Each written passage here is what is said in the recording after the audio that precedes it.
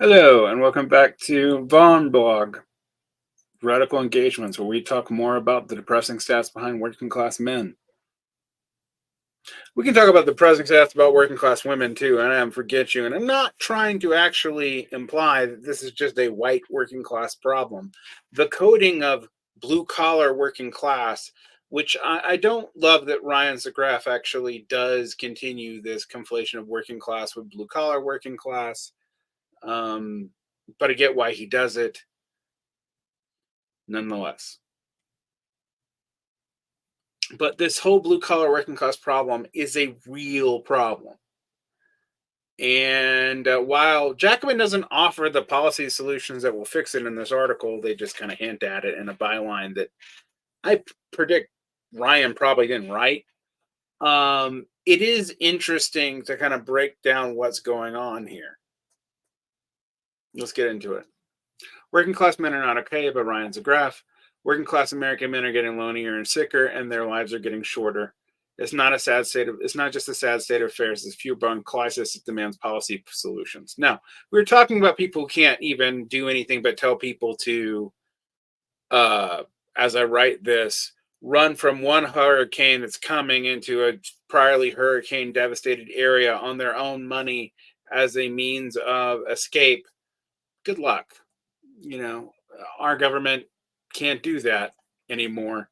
Um, it can send massive amounts of money to arms contractors to wage wars, but it can't do basic internal social services. Anyway, sometimes I think about the 50-year-old man living in my mom's garage. Tom is an affable giant. His red beard and long hair give him an air of a medieval Viking. But his life is far from a fairy tale. Since his divorce years ago, he's been floating between housing situations and minimum wage jobs. I know lots of people like that, and people in my family like that. At present, he cooks at a charming but dumpy diner that serves local central Illinois delicacy known as the Horseshoe. Because he only nets a minimum wage, he has a difficulty paying off the debt and making ends meet. As the cost of living increases, he doesn't have health insurance. I remember when I was told Obamacare was going to fix that. And his nagging physical ailments are worsening. My brother, his former boss, took him in as an emergency measure to keep him off the streets. A year later, he's still sleeping on a couch in the garage with little hope of a more independent arrangement. And that's because someone helped him. How many people in urban areas that have high homelessness? I hear about this a lot in the Bay Area. Literally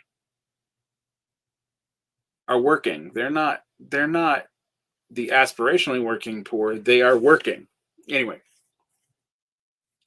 Stories like Todd's of life at the margins are uncommon. Last month, the American Institute for Boys and Men published a study examining the state of working class men in America, and its findings are bleak. I covered this earlier by reading Richard Reed's report on it. The report offers a troubling snapshot of the issues affecting them, including stagnant wages, dwindling job prospects, declining health, and shortened lifespans. And I remember when liberal friends of mine used to say, well, if white people can't make it in America, they deserve what they get, which was very weird to me to hear because I was like, what? You're always telling me these people are privileged, and now you're telling me that we should feel okay that they are lacking privilege, even though the people who really benefited from the privilege were way more rich and often the middle class people who are hiding behind the veil of virtue now. Okay, whatever. A wide swath of American men continue to strive on the top perches of society. The C streets are full of them. They're wealthy and have access to capital and power and are relatively healthy and receive quality health care. Are more likely than working class men to be married with stable families and have robust social networks. I've actually talked about how marriage is increasingly a class good. But what this study and others like it make increasingly evident as the number of men at the bottom tier of society is growing and that life at the bottom is getting worse. Who's working class? According to the American Institute for Boys and Men, Todd is among the 64% of American men considered working class. Like many in social sciences, the research uses a 4-year college degree to measure class disparities. This metric may not be perfectly accurate. It's absolutely not, as plenty of working college educated people work for their wages and their bosses and managers, almost all of them. and not always for high pay or in excellent conditions. That's absolutely true. I'm at least glad that Ryan caveated that because it is an important caveat. Nevertheless, the education metric remains useful in forming a general impression, i.e., the blue collar working class, which I think it is a fair way to talk about. Telling a straightforward, a simplified story of the divide between the haves and the have nots in post industrial America, a long thing that we've seen for quite a while here. Using the college degree metric, working class is less white and female than the rest of the population. That it being less female is new. I've actually pointed that out in 2019. Like working class was almost as likely to be female than male. That's changed. The reason why it's changed is complicated. We can get to that. Slightly more than half of the working class is white, compared to 64% of college-educated professional managerial class. Professional managerial class is not a coherent class category, but whatever. I'm not going to win on this. Coherence, people will talk about the vibes or flip between elites, and they do this because they like the ambiguity of professional managerial class. It's a floating signifier, and they know it. They fucking know it, but nonetheless.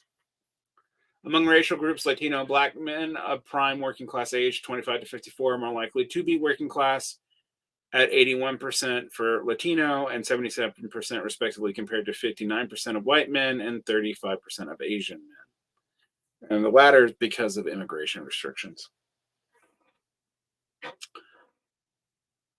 Meanwhile, the educational attainment rates of men and women have nearly reversed over the last 4 decades. In the 1980s, women were likelier to be without a college degree. As of 2022, 64% of men have no college degree compared to 57% of women. That's not a huge percentage difference, by the way, but it is a percentage difference.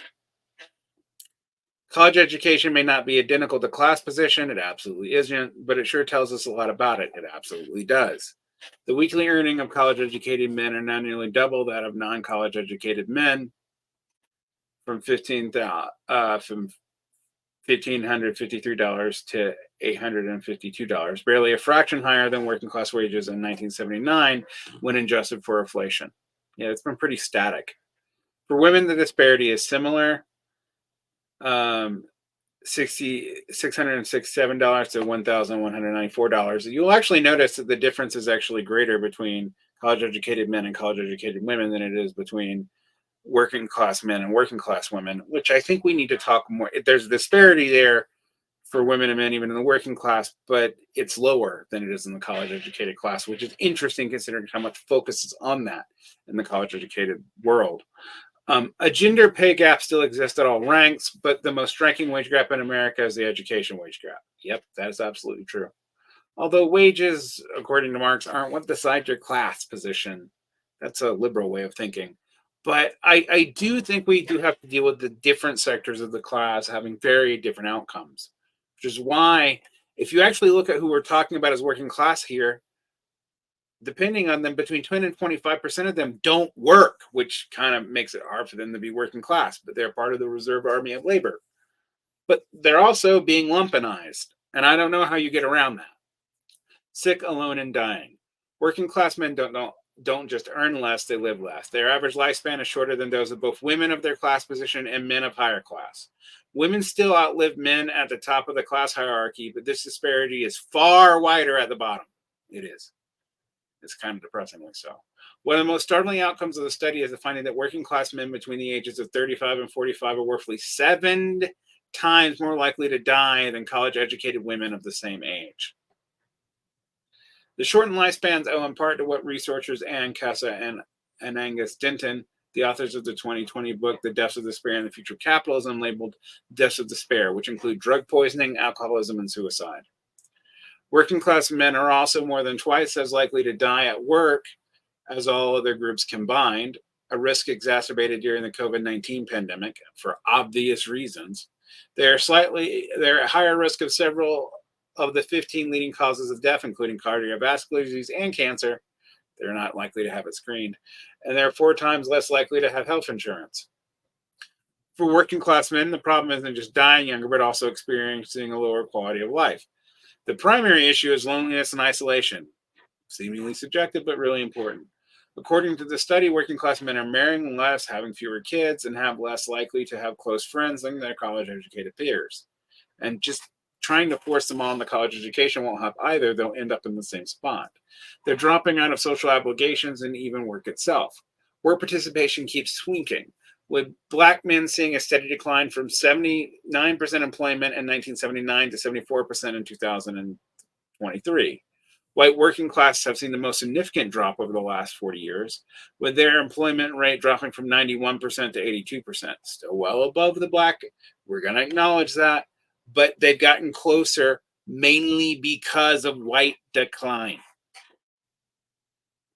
This has not been because we've been lifting the votes of the poor people of color. It's because of the white working class has been falling into the same conditions as them. Which, by the way, no one should be in those conditions. Over half the unemployed working class men say they aren't working due to illness or disability, compared to 18% of college educated men. Richard V. Reeves, president of the American Institute for Boys and Men, which conducted the study, concludes that these problems have reached a full blown classist level. He writes, America is losing too many men, not on the battlefield, but in our hospital and our homes. What can be done? The recent boomlet of working class sector jobs